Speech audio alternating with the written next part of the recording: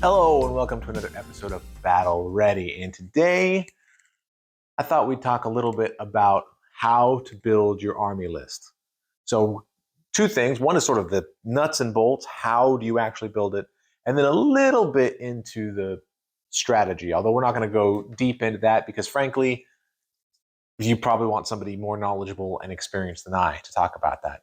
But the reason I wanted to talk about list building is because I've seen in a number of different places online, people say, oh, it's very difficult, or there's too much going on, or it's not all in one area for you to read. And I feel like that's become sort of a popular complaint or meme.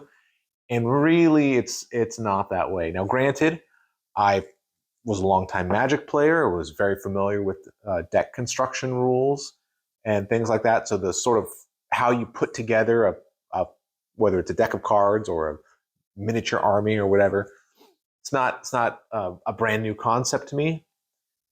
But I feel like it's pretty straightforward. There are a lot of steps. There's a lot of things to think about, and we're going to go through them because if it is or it does seem daunting to you, hopefully we can dispel that and make sure that you have a great and confident way to build lists. So first, practical. The very first thing you're going to have to do is find your battle pack. So there's lots of different ways that you can play Warhammer, and each one sort of has its own special rules on how to build an army.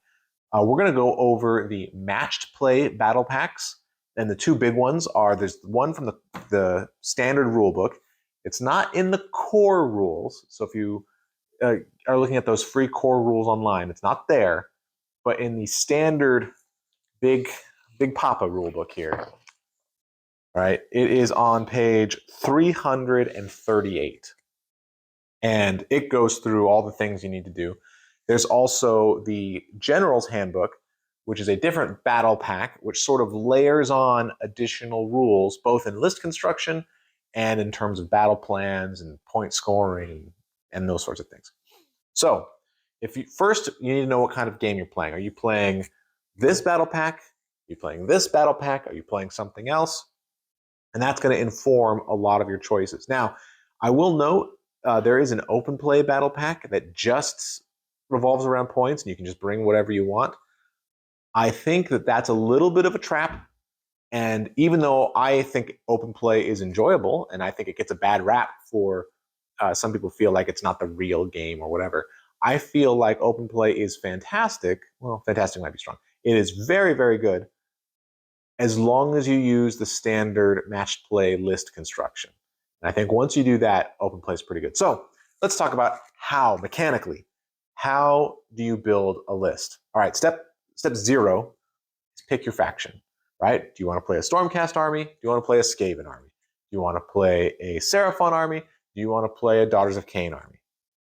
Do you want to play Iron Jaws, or do you want to play Flesh Eater Courts? Yeah, I had to throw something from each alliance.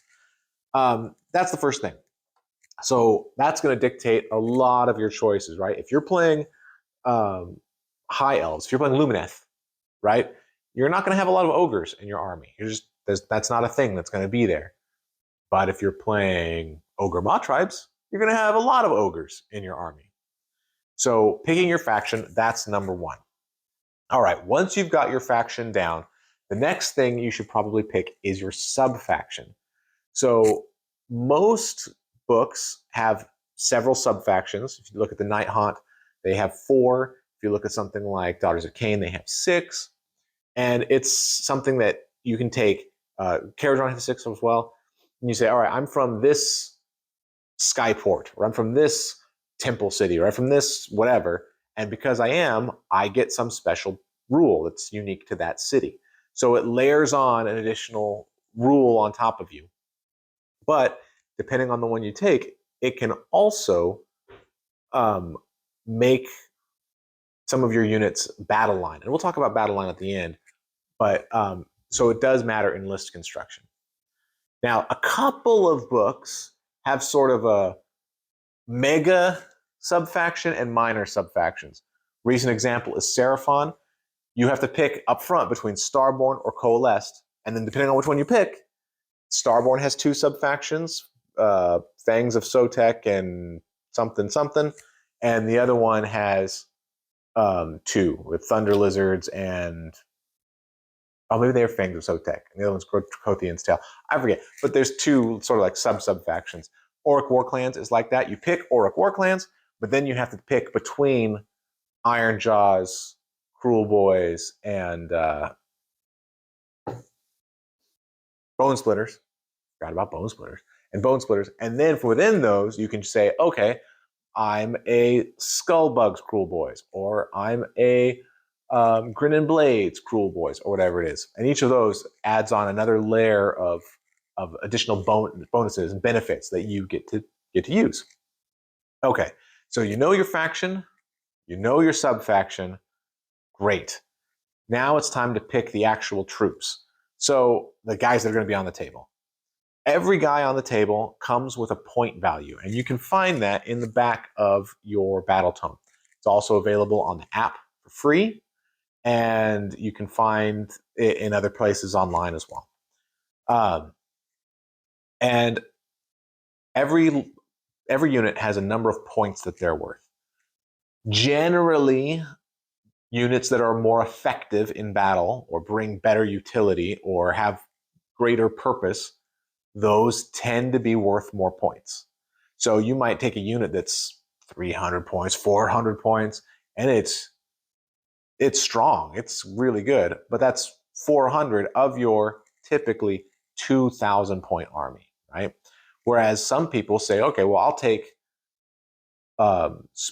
more cheapy units that maybe aren't as good, but I'll get so many more of them, right? Because if it's only 100 points, well, now I can take 4 of those to your 400 point unit, right? So that's something to think about. So you look through and you start picking out things. Now, the only requirements are that you have to have at least 1 hero. You can have up to 6 in a 2,000 point game. And I'm going to go with everything about 2,000 points. The numbers do change a little bit if you're looking at page 138, the contest of generals, if you're looking at different point values. But we're just going to stay with 2,000 points for now. The leaders, you get between 1 and 6. Now, 6 is sort of a lot, and there are some armies. Nighthaunt's a great example. My understanding is Fire Slayers do this quite well as well. There are some armies that 6 heroes is viable. It might not be the best. It might not be, the coolest thing you could do or the strongest thing you could do, but it works out pretty well. I would say most armies probably aren't going to have that many heroes. So the upper limit isn't so important, but the lower limit, 1, is. The second thing you need to worry about is battle line. So battle line is the way to think about it is like your most basic troop. And that way it's an army game where you're moving armies around and not just all you have is heavy hitters, right? No, it's like, okay, you need battle line. In a 2,000 point game, you need 3 units of battle line. Now, in something like Seraphon, that would be your standard skinks or your standard Saurus warriors. In Daughters of Cain, that would be your standard witch elves or your standard sisters of slaughter, right? So in each battle tome, each faction has a couple of units that are just sort of, they're your battle line, basic troops. They might have a neat ability, they might have a neat little trick, but really they're just sort of your regular guys or gals doing stuff, right? They're just out there to stab you with their sticks and hit you with their hammers. And you need 3 of those. And then you can take pretty much whatever else you want. There are some limits. So there's some units that are called behemoths. Mostly those are monsters. You can only take up to, 4 of those? Yeah, 4 of those. Most lists are not going to struggle with that. Behemoths tend to be a lot of points anyway, so you're not going to worry too much about needing a 5th monster in your list. Artillery up to 4. That's a little bit of a joke category because there's very little artillery in the game, and probably none that you would want to have 4 of anyway. So that limit is silly. If you have a wizard, you can take up to 3 endless spells. One per wizard, actually, I think. Yeah, I think it's one per wizard. Might change based on the battle pack, with 3 being the maximum. And those are spells that you can take that have models, and you have to pay points for them. So they will become part of your list. They take from your 2,000 points. The nice thing is they tend to be on the cheaper side, although there's some expensive and very good ones. They tend to be on the cheaper side. So if you make a list that you're really happy with and you're at 1940, you got 60 points left, you can probably find an endless spell in the 30 to 60 point range that's going to work out okay for you. So you just toss that in there. And it's a good way to sort of fill in your list. Now, I'll talk about triumphs in a minute. So then the next thing is reinforced units. So some units, when you look at their profile, will say single. That means they're on their own. You're not getting multiples of those. But most units are just like 10 spearmen. There you go, 10 spearmen. Why can't I have 20 spearmen? In fact, why can't you have 20 spearmen? You can. You pay double the points, you get double the models. So now instead of 10 spearmen, this unit is 20 spearmen. Now, importantly, that's called reinforcing a unit. All units can only be reinforced once, except for battle line, which can be reinforced twice. So if those spearmen are battle line, then you could actually get a unit of 30 spearmen, right? Reinforced twice. And you can only reinforce 4 times total over your whole army. So you're not going to be able to just have mega masses of stuff. You can double reinforce 2 battle lines. You can single reinforce 4 different units, but you're going to have a lot of units that are minimum, the normal base size probably. Those reinforcements are important, and that's another reason why battle line is important, right? Sometimes you make a particular unit battle line by taking a sub-faction or whatever, specifically so that you can reinforce it twice, not necessarily so that it counts for one of your 3 battle line requirements. And the last thing is allied units. So almost every army has a list at the bottom of their profile of allies they can take. So, you look at it and say, okay, my Stormcast, they can ally with Idoneth Deepkin, and they can ally with Sylvaneth, or whatever it is, Caradron. And that means you can take units from those armies into your list. Now, couple caveats on that. One, you can only take 400 points max of allies, right? So you can't choose a Stormcast army and then have half the army be Fire Slayers or something, right? So only 400 points. They can't be your general, right? Your general has to come from your faction. And while they will count as a leader or as a monster or any of those things, they won't count as battle line. So your 3 battle line units have to come from your faction. Also, allies tend, and we talked about this in our video last week, but allies tend to they don't get any of the benefits. So like if you're a Stormcast army, your guys explode on death and can possibly do damage. Well, not your allies though. If you're a Nurgle army, your whole army gets a 5-up ward, except for those allied Chaos Warriors. They don't, right? So they don't get all the benefits. But sometimes you see a unit that's really cool, or it fills a gap in your list, or whatever. You bring that in. All right, that is your army. Now that you've got your list out, now you get enhancements. So some of your guys carry powerful relics, or know secret spells, or have presence of command, and they get special things. So your general always gets a command trait as long as he's not unique. Unique characters, heroes, tend to be named characters. Scragrot, Lady Olinder, Bastion Cathalos, Marathi, right? People that are named, they'll have in their little profile how many points they are, and then it'll say unique. If they're your general, they do not get a command trait. Now, when I say general, you pick one hero to be your general, and your general gets certain benefits during the battle. They can issue commands from a little bit farther away. You get a command point if your general is alive, so it's good to have a general. And if you have a normal general, a non-named, non-unique general, they also get a command trait.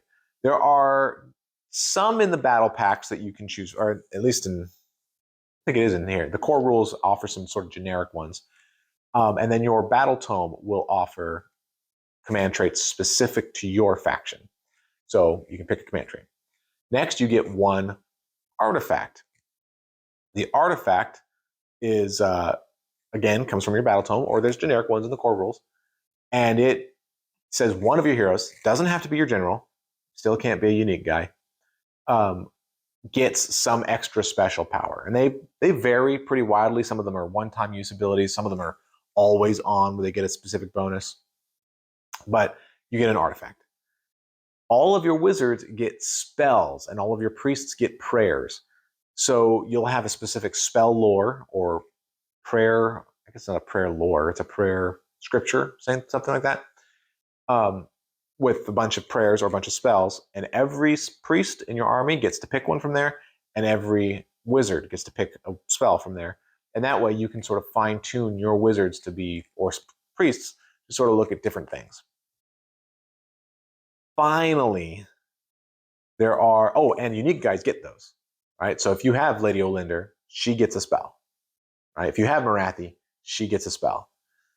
And then finally, the last thing is unique enhancements. Now, unique enhancements are things that your army has that others don't. A couple examples. Caradron Overlords get great Indran works, which are buffs they can give to their sky vessels. Get one of those.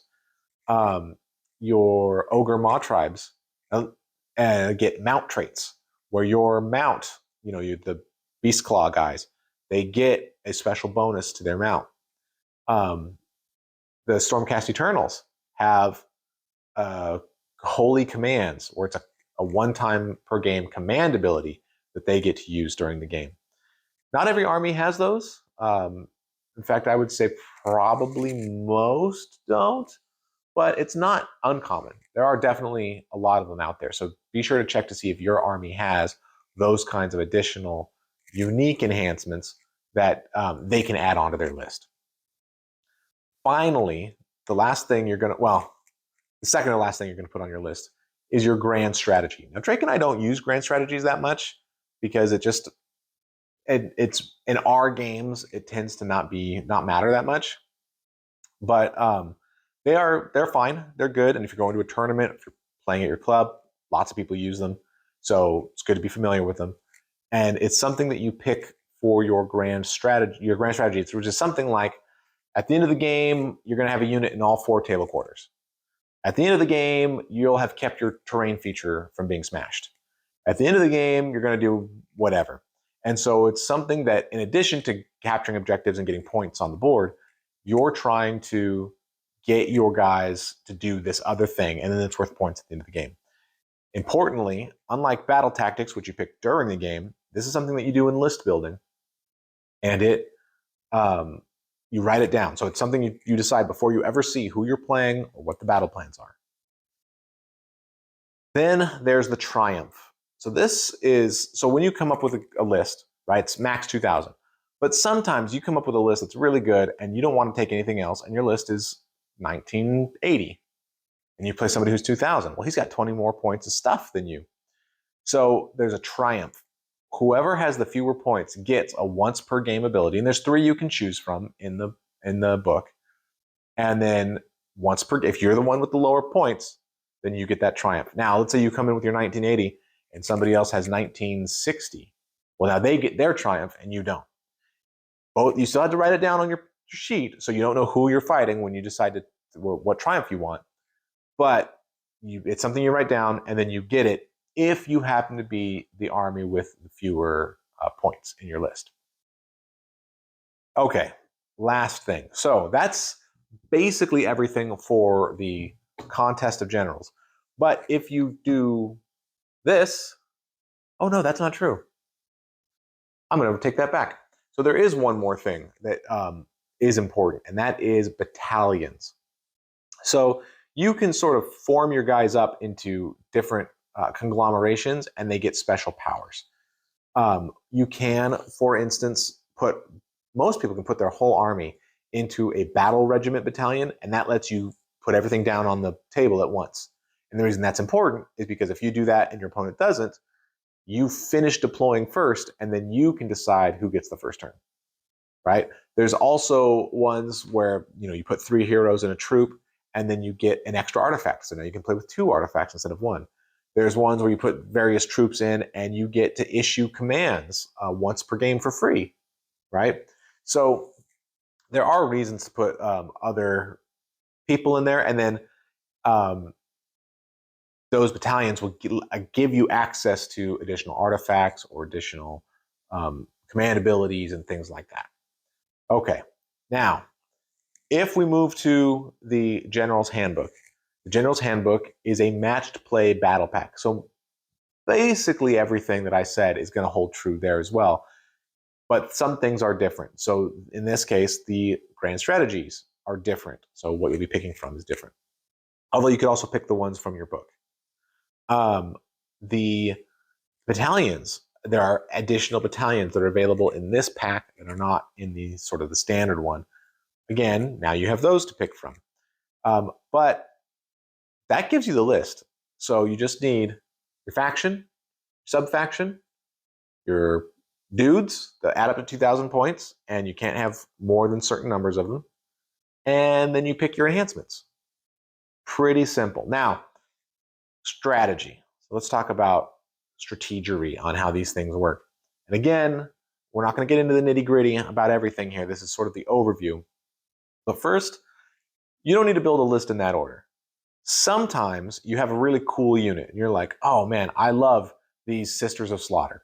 I think they're so fun. I've got a bunch of them. I want to play as many as I can. Then you look through and you're like, oh hey, here's a sub-faction that makes my Sisters of Slaughter stronger. So I'll take that.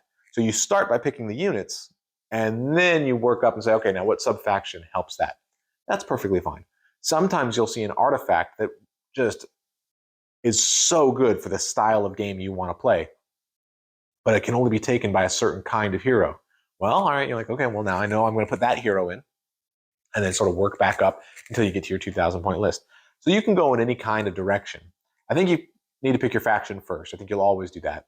But after that, you can build up from there as long as you get to the same place, you don't have to go in any particular order. Now, when it comes to the kinds of things you want to put in your list, that's where the strategy gets a little bit more in tune, right? And these are general tips, but one, you always want to make sure you have some hammers. And that means something that can do damage. That maybe you've got a good ranged archer unit that can do a lot of damage at range. Great. Maybe you've got something that can do mortals on the charge. Great. Maybe you've got something that just hits like a truck because they've got 2s and 2s and they're 3 damage each or whatever they are.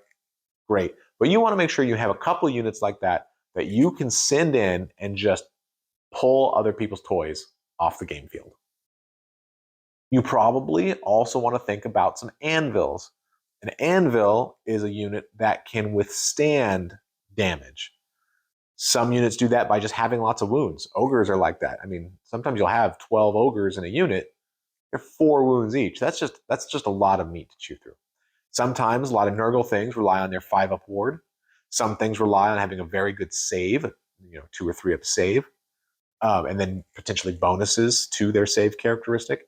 So you want something like that that can sit on an objective or march into an enemy territory and take an objective and then withstand the counter charge that comes. You might also want what's called chaff, which are basically little dummy units, oftentimes very cheap in points. And maybe they're not even that good. They've got a 5 or 6-up save, 1 wound each. They can't hit very hard, but they're like 90 points for 10 of them, right? Now you start to think, okay, well, these guys aren't going to go and conquer anything. They're too weak. They'll get killed. Instead, I'm going to put them in front of my good unit so that when you charge, you have to hit the stupid thing and you'll clear them off. They'll die. But now it's my turn, and now I get to charge you with my good stuff, right? So it's stuff that you use where their whole purpose is to block and die, right? If they didn't die, you didn't use them right. Their whole purpose is to get out there and clog stuff up. And yes, they'll die, but they buy you the time for your good units to get in range and do their thing, right? So you want to think about chaff. Now, not every army has access to very good all three. In fact, a lot of armies have access to probably 2 out of 3 that are good, and then you're sort of cobbling together that last one. And you need to pick a careful balance between having a brick of units like 20 Saurus warriors, or one big model like a a Carnosaur and a Stegodon or something like that. Where heck yeah, having these giant models are great and they'll do a lot of damage and they've got great abilities, but they're not worth that much on an objective, and they can only be sort of in one place at a time, and it's easy for them to get bogged down in chaff potentially. So sometimes it's better to have just more bodies on the table, because ultimately points win games, objectives give points, and bodies win objectives. So you want to make sure you've got a good balance. If you go too much for the good units, what's sometimes called being very elite, yeah, you'll kill anything you touch, right? But maybe you can't get to where you need to go, right? That's another thing to consider, is your speed. You don't want to have all slow guys that are just trudging up the board and take forever to get where they're going. So you're not in combat till round 3, round 4, and by that point your opponent's already racked up the points, or your opponent has used their fast stuff to block you in, and you never even make it to the good objective stuff. So that's something to consider as well. So I think hammers, anvils, chaff, and speed. Now, I always like taking a wizard. I feel like having magic is good, even if I only have one cast. Being able to get out of Mystic Shield is good. Being able to have at least a chance to unbind a spell in the opposing turn is good. I feel like a wizard is almost always the right choice to bring. Now, there might be armies, particularly some destruction armies, that you just don't have a wizard, and that's fine. You let them cast their spells, and you go and you smash them anyway. 100% cool. But I do think that thinking about having a wizard, and sometimes often a priest, if that's available, is a good thing. They're often very much worth their value. And that's it. That is everything there is to know about building lists. That is, well, I shouldn't say that's everything there is to know. That's the basics. That's everything there is to know about the most basic way to build a list. And hopefully, if you have been confused by list building, if you've been intimidated, if you think, I don't want to, building lists is hard, and I just want to go online and, steal a net list, which no shame, nothing wrong with that. If that's cool too, that's cool too. But if you think, for me, it's pretty fun to think about, oh, how would I deal with this situation? Oh, I could probably use this unit. Oh, how would I deal with this situation? Oh, I know. I'll bring this unit with this spell. Oh, now I'm over on points. All right, who am I going to take out? I'll take them out. Oh, now I have enough. Can I just squeeze in something else? Those sorts of analysis and playing with points and all that, it's pretty fun. I find it to be an enjoyable part of the game, especially when you don't have a game to play. It's fun to sort of tweak things and find a list that you like. So hopefully this has been helpful for you. And if you are an experienced list builder and anything I said was completely wrong and I gave terrible advice, please let me know in the comments below. I'm happy to hear anybody's tips on ways that they build lists and ways that they found success. So this has been another episode of Battle Ready. Thanks so much for watching.